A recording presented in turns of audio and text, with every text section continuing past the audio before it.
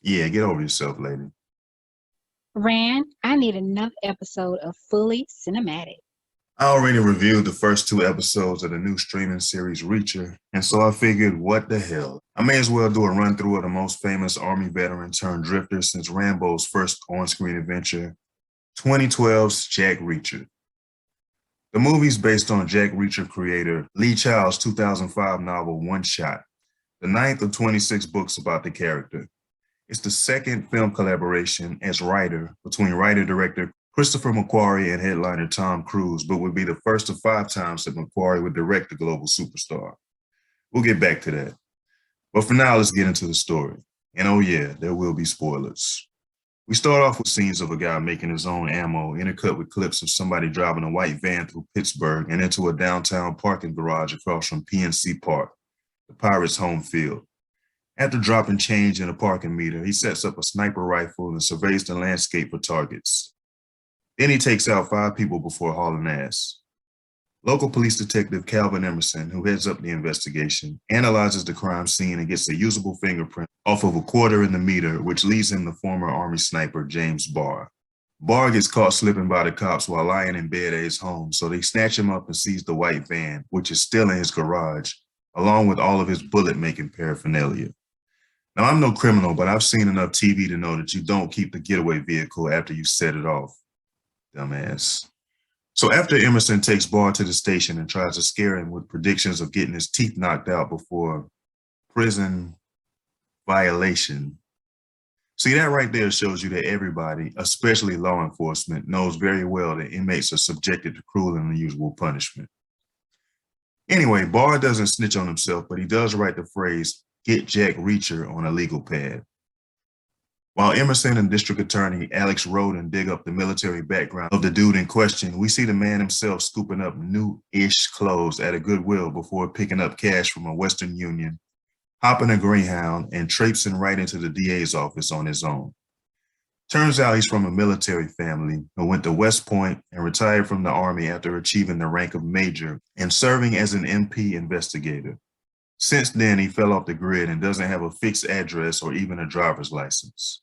By this time, Barr's in a coma as a result of CO's forgetting to place him in protective custody, which was probably necessary given that he was charged with mass murder on CNN. While Emerson and Roden fail miserably at trying to talk Reacher into explaining his connection to the Barsicle, in walks his attorney, Helen Roden, the DA's daughter. Cut to a PI named Linsky. I think I saw this dude on True Blood back in the day, getting a shady handoff of a bag full of cash right before being hired to look into Reacher. Speaking of whom, he grabs a bite to eat at a diner while Helen grills him about Barr. In turn, Reacher calls her out on her daddy issues before explaining that back in his MP days, he investigated Barr for murdering 4 civilian contractors in Iraq. He confessed, but since the victims were also guilty of paying 28 women, higher up swept the whole thing under the rug. Seeing news reports about Barr prompted Reacher to travel to PA in the first place, and he reluctantly agrees to be Helen's lead investigator so that he can gain access to the evidence, but only on the condition that she get to know who the victims were. Subsequently, the father of one of the victims, Chrissy Ferrier, challenges Helen about her motives in choosing to defend Barr. Meanwhile, Reacher is knowingly goaded into a fight at a bar by a group of local hooligans and the group leader, Jeb's girlfriend, Sandy. Sandy shoots her shot at Jack as a pretense for Jeb to start a jealous brawl, but Reacher sees through it. Regardless, he smacks fire out of the 5 hooligans and drops 3 before one time shows up and throws them in the bin. Helen shows up to spring him and later runs down what she learned about the shooting victims, namely that none of them were connected. But Reacher corrects her. He deduces that 2 of them, Darren Sawyer and Nancy Holt, were having an affair. He also checks her when she mistakenly assumes that he's making a move on her. He's actually kicking her out of his motel room. Yeah, get over yourself, lady. True Blood reports back to the guys who hired him to check up on Reacher, one of whom is director Werner Herzog, more or less doing a dry run of his role on The Mandalorian. The other guy is Captain Boomerang. And because Linsky was sloppy, he's fired. Then Werner creepily reveals that he chewed off his fingers in order to survive a bout of frostbite when he was an inmate in a Siberian prison. True Blood's given the opportunity to prove his usefulness to the organization by chewing his off as well. What the, Grizzly Man? But when he can't bring himself to do it, his termination is made permanent. The next day, Reacher gets dropped off at Sandy's workplace to get some answers. As it turns out, Jeb's a meth dealer, and Reacher takes his vintage Camaro, which Jeb loaned to Sandy, to his house in order to get even more answers. However, nobody's home but his cracked out mom. But miscellaneous goons follow Reacher to Jeb's place, where they get the drop on Maverick but fail to kill him, largely due to their own incompetence. After giving him the business, Taps coerces one of the hooligans into loaning him his car. He also realizes that Jeb was murked after being released from the hospital, and that Barr was framed. Reacher also figures out that the shootings weren't random. 4 of the victims were killed in order to cover up the murder of the one true target, Oline Archer, owner of a construction business crucial to the bad guy's scheme. Sandy, another loose end in all this BS, is murdered that night, and her body is left by the dumpster at Reacher's motel in order to frame him. He leads police on a high-speed chase, which ends in the key moment from the film's trailer. Ordinary citizens at a bus stop help Cole Trickle to blend into the crowd so that he can avoid arrest. I don't know if it's that far-fetched or an accurate reflection of the general attitude toward the Pittsburgh PD. Anyway, Cocktail lets Helen in on a long-held suspicion. Either Emerson or her father is dirty. He also confesses that he stole her Mercedes coupe. The next day, Reacher visits a shooting range that he suspects Barr of having frequented.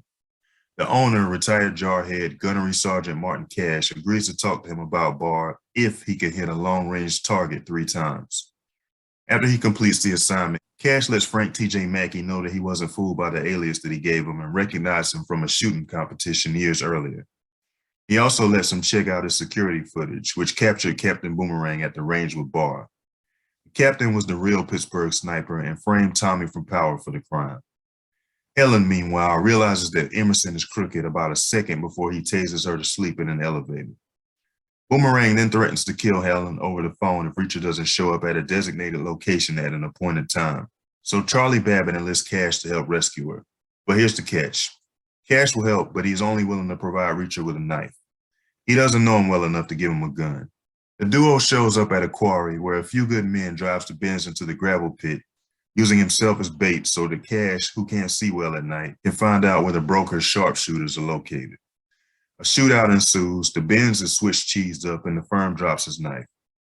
But he manages to get the drop on the henchman with a rock and take his assault rifle. Wouldn't you know it, it starts to rain out of nowhere, and risky business catches Captain Boomerang slipping. But of course, instead of putting a hot one in him, he challenges him to a fist fight. But after winning the tussle, the color of money stomps the captain to death. Reacher finally realizes that Emerson's dirty because the parking meter quarter was a bit much and plugs him through Helen's hair. Yeah, you not. He was crouched behind Gone Girl, using her as a shield, pointing 2 handguns in Reacher's direction, and he still gets bumped off. Whatever. A couple minutes later, Broker Herzog gets one in the dome after bragging about how he'll probably beat the case. Soda Pop Curtis's best friend and Tom Hagen bounce before Poe 9 shows up. And sometime later, Helen meets with a post-coma Barr. We end on Lestat catching the bus out of Dodge, and just before the credits roll, we hear a guy attacking a woman, causing JR to get up and head in that direction. Fans of the books were pissed off about the casting because the novels describe Reacher as 6'5" and 250 pounds. And let's face it, Cruise's 5'7" frame makes that difference impossible to ignore. Throughout his career, Tom Cruise has been criticized for playing the same role, just in different circumstances, over and over again. But the truth is that all ended in the 90s, and it certainly doesn't apply here. Yeah, Tom's not a giant, but he does a convincing job of portraying a disillusioned vet, which he has done before. And not just Tom Cruise, the mysterious drifter. But the many fights in the movie serve to reinforce the fan complaints. Lots of characters attack Reacher because no one's intimidated by him. Also, Reacher being framed for Sandy's murder hinges on the perception that he could kill somebody with one punch. But that doesn't fit the actor. The character also makes a cheesy speech about his motivations for choosing a nomad lifestyle, which kind of taints the film. Author Lee Child, who's since changed his mind, was initially on board with Cruise's casting. He even makes a cameo in the film. The story structure is actually pretty similar to the one employed in the streaming series. Reacher comes to town chasing someone from his past and ends up working with an African-American police detective, a white lady, and a fellow veteran during the course of the investigation. The white lady gets kidnapped and the detective ends up being more than meets the eye. Prison COs set an inmate up and egregious police corruption is uncovered. But in this case, the black cop's dirty instead of being an invaluable ally. Cruise continues his penchant for working with legendary actors in this movie as well. Robert Duvall shows up about halfway through as Gunnery Sergeant Cash, and David Oyelowo, who portrays Emerson, was 2 years away from his Oscar-worthy performance as Dr. Martin Luther King Jr. in Selma. Back to Tom Cruise's ongoing creative partnership with Christopher McQuarrie.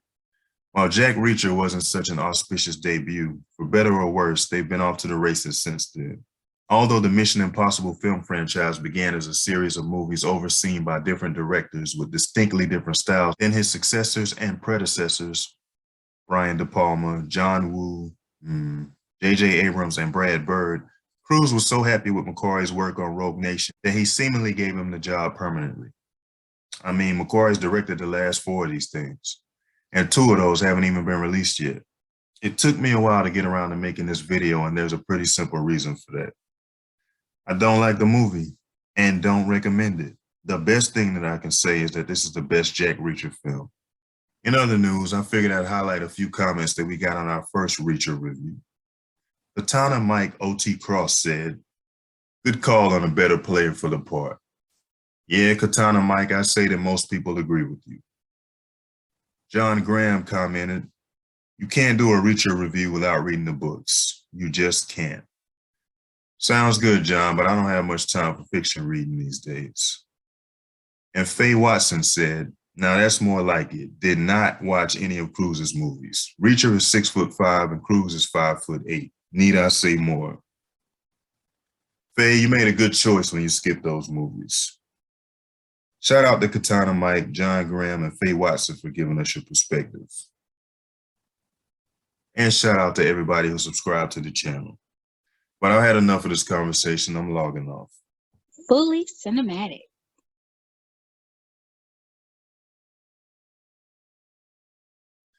What the Grizzly Man?